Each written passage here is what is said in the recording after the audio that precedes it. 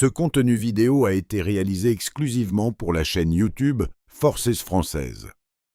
Un char vaut 4,5 millions d'euros.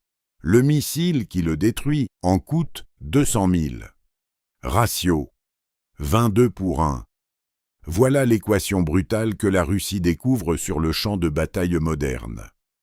Imaginez une colonne blindée qui avance, certaine de sa puissance.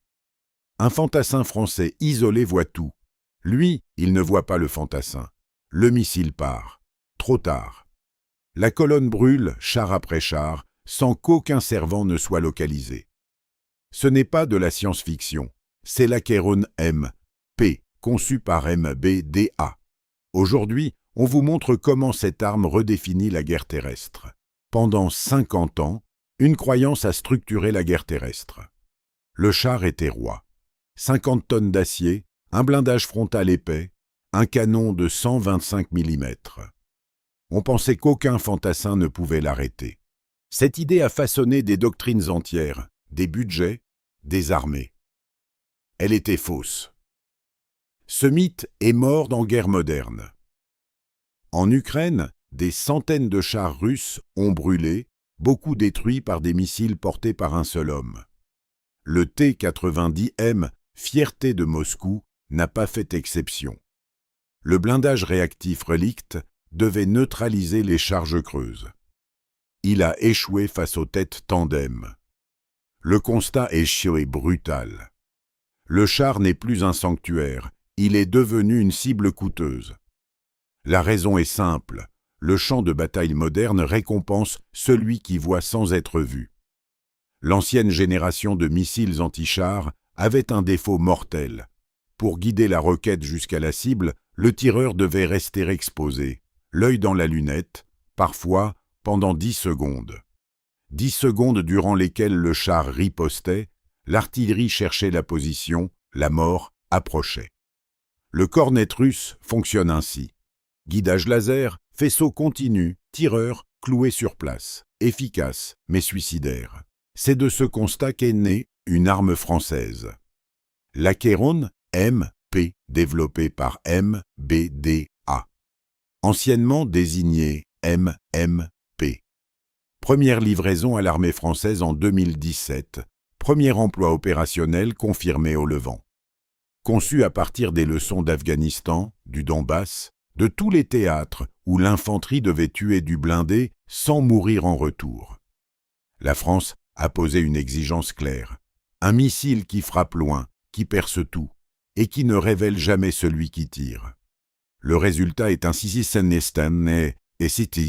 un système de 15 kg pour le tube, porté par 2 hommes, opérationnel de jour comme de nuit. Sa portée atteint 4 km. Sa tête militaire est une charge tandem conçue pour faire détonner le blindage réactif avant de perforer l'acier principal.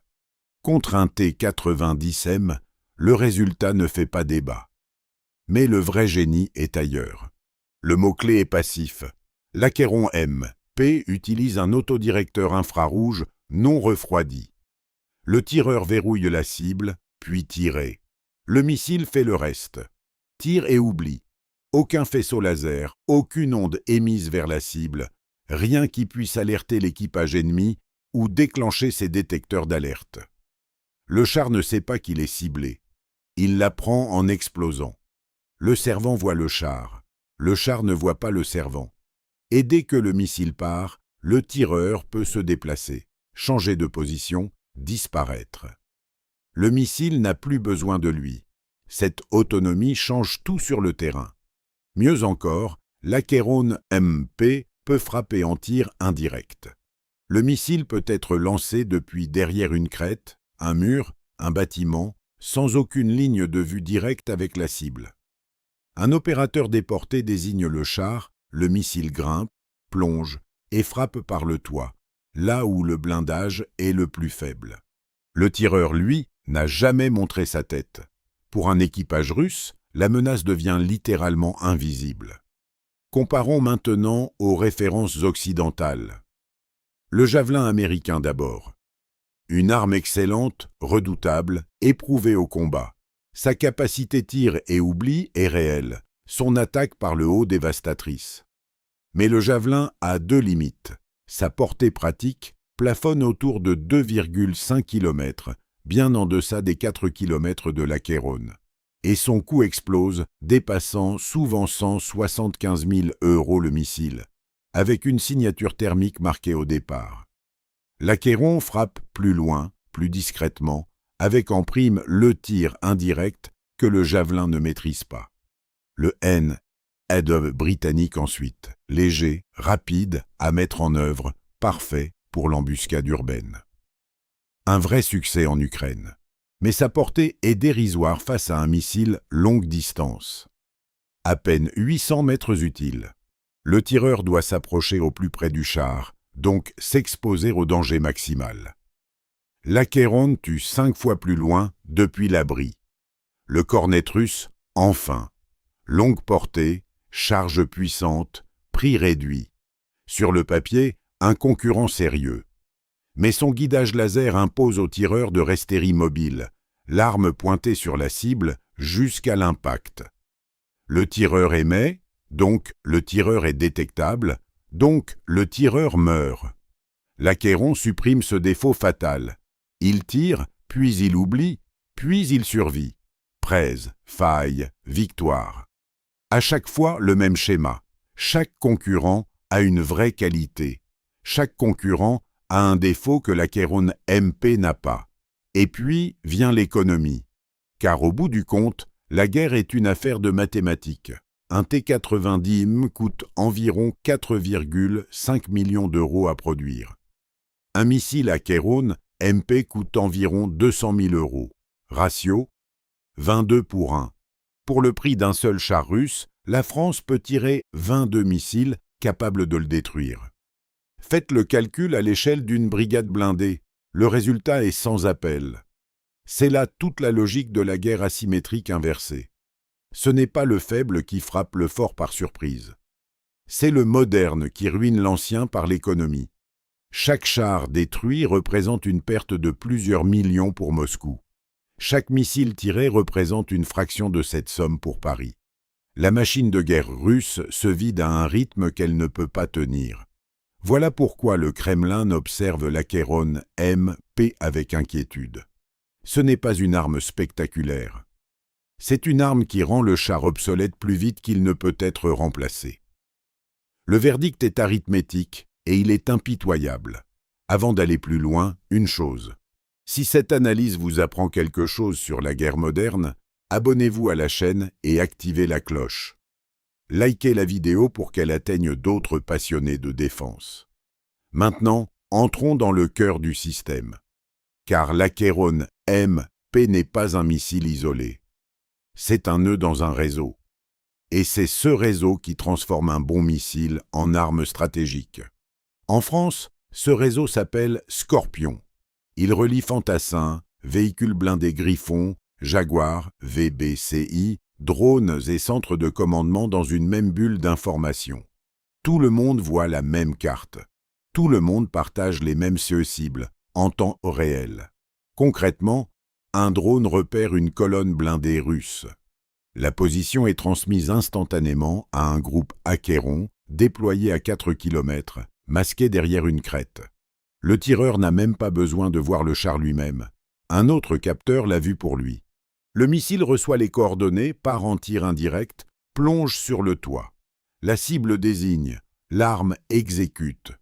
La chaîne complète, de la détection au tir, se compte en secondes. Comparez maintenant au commandement russe. La doctrine héritée de l'ère soviétique reste rigide. Les chars avancent souvent sans liaison de données rapides, sans partage de cibles fluides, dépendant d'ordres radiodescendants. L'équipage du T-90M voit ce qui est devant lui, rien de plus. Pas de bulle, pas de vision partagée, pas de réaction collective face à une menace invisible. Quand le premier char explose, les autres ne savent pas d'où vient le coup. Il continue, il meurt. C'est cette asymétrie de l'information qui rend le scénario suivant non pas spectaculaire, mais réaliste. Ce n'est pas de la science-fiction, C'est de la guerre moderne telle qu'elle se déroule réellement. Imaginez un secteur en Europe de l'Est. Une route forestière, une crête, un village. Une colonne mécanisée russe avance. 4 T-90 M en tête, des véhicules de transport derrière. 3 équipes acquérons. M, P sont déployés, dispersés, masqués. Un drone tactique survole à haute altitude. Heure 0. Le drone détecte la colonne à 6 km. Les coordonnées descendent dans le réseau Scorpion. Les 3 équipes reçoivent l'assignation des cibles. Aucune n'a besoin d'une ligne de vue directe. Heure plus 2 minutes. La colonne entre dans la zone de mort à 4 km. Première équipe. Verrouillage infrarouge sur le char de tête. Tic. Le missile grimpe, disparaît derrière la crête, plonge, impacte par le toit. La tourelle est soufflée, aucune émission n'a trahi le tireur. Heure plus 4 minutes. Le deuxième char tente une manœuvre d'évitement. Trop tard. Deuxième équipe, tir indirect. Le missile contourne l'obstacle et frappe. L'acier s'ouvre, le carburant s'embrase, une colonne de fumée noire monte au-dessus des arbres. L'équipage russe cherche un ennemi qu'il ne voit pas. Heure plus 7 minutes. Panique dans la colonne. Les 2 T-90 M restants ouvrent un feu désordonné vers la forêt, au hasard. Ils tirent sur des ombres. Les équipes acquérones ont déjà changé de position. Troisième équipe, troisième tir. Le troisième char s'immobilise, en flammes. Heure plus 11 minutes. Le quatrième char tente de reculer. Le réseau le suit. Première équipe, repositionnée, recharge et tire à nouveau. Impact. 4 chars neutralisés. 11 minutes. 0 tireur localisé. 0 perte française. 4 missiles tirés. Coût total approximatif, 800 000 €. 4 T-90 M détruits. Valeur, 18 millions d'euros. Le verdict mathématique se répète sur le terrain, char après char. Ce scénario n'a rien d'extraordinaire. Il décrit simplement ce qui arrive quand un système qui voit affronte un système qui ne voit pas. La discrétion n'est pas un luxe. C'est l'arme décisive. Voilà ce qui inquiète Moscou. Pas un missile, une logique entière contre laquelle ces chars n'ont pas de réponse. Mais l'histoire de l'Acheron MP dépasse le champ de bataille. Elle parle de souveraineté. Pendant longtemps, l'Europe a acheté ses missiles anti-chars de pointe ailleurs, souvent aux États-Unis. Être client, c'est dépendre. Dépendre des autorisations d'export, des stocks d'un partenaire, des priorités d'un autre pays. La France a fait le choix inverse. Concevoir, produire et exporter sa propre solution. L'Acheron MP est aujourd'hui choisi par plusieurs nations, notamment la Belgique et la Suède, et suscite l'intérêt de nombreux clients. Chaque contrat renforce la filière missile européenne, portée par MBDA, soutient des emplois qualifiés, finance la recherche pour les générations suivantes. La France n'achète plus une capacité critique, elle la vend. C'est un basculement complet. De consommateur, la France devient producteur. De dépendante, elle devient souveraine. De suiveuse, elle devient référence. Résumons. L'Acheron M et P frappe à 4 km, en tire et oublie, sans jamais révéler son tireur. Sa charge tandem perce le blindage réactif des chars russes les plus modernes. Son ratio de coût 22 pour 1 ruine économiquement l'adversaire. Intégré au réseau Scorpion, il transforme un fantassin en chasseur invisible relié à toute une armée. Et il porte une industrie française souveraine. C'est l'histoire d'un renversement. Du fantassin exposé au tireur invisible. De la dépendance étrangère à l'indépendance industrielle. D'une doctrine ancienne à la supériorité par le réseau. 3 bascules, une même direction. À votre avis, combien de temps le char lourd peut-il encore régner face à des armes comme l'Acheron MP? Dites-le en commentaire, on lira vos analyses. Si cette vidéo vous a appris quelque chose, abonnez-vous, likez et partagez-la. La prochaine analyse arrive bientôt.